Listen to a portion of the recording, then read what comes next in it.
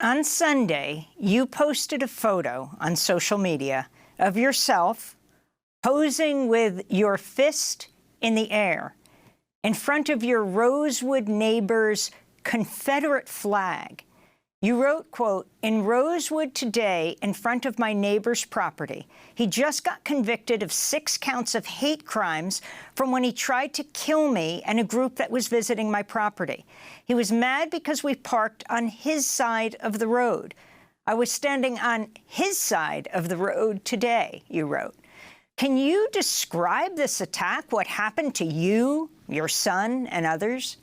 I'm the only person, a black person, who owns land in Rosewood today. All of the black people left. Rosewood is now a bedroom community, very wealthy people, 5-acre estates out there. And I purchased 5 acres of land, pristine land, not touched since the 1923 event. And with the arrival of the 100th recognition of the event, I went to my property to meet with some white people, some contractors, to talk about clearing the property so that we could have an event on the site. This was in September.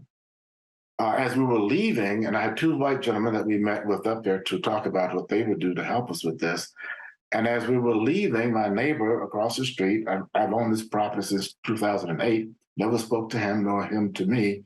So he rolls up to me in his truck, big white truck with the big wheels and what have you, lets the window down and asks me, "What's going on out here?" So I said, "Well, sir, this is my property, and that's as far as I got." He said, "Well, if that's your property, why don't you park on your side of the road?" I said, "Well, this is a county road. We'll park wherever we wish."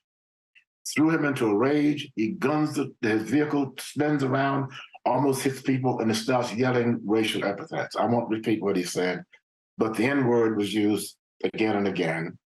He says to one of the white men who was with us, "You're just as bad as the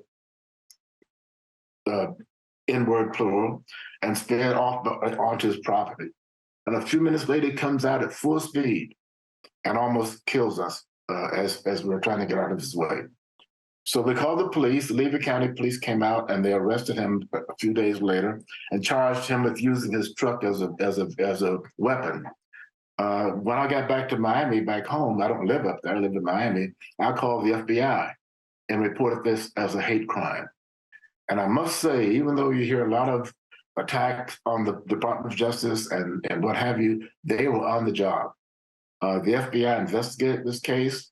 This man was tried a week or so ago in Gainesville, Florida, by a jury of 11 people, no blacks, and he was found guilty of 6 counts of hate crime, and he's facing 10 years on each count.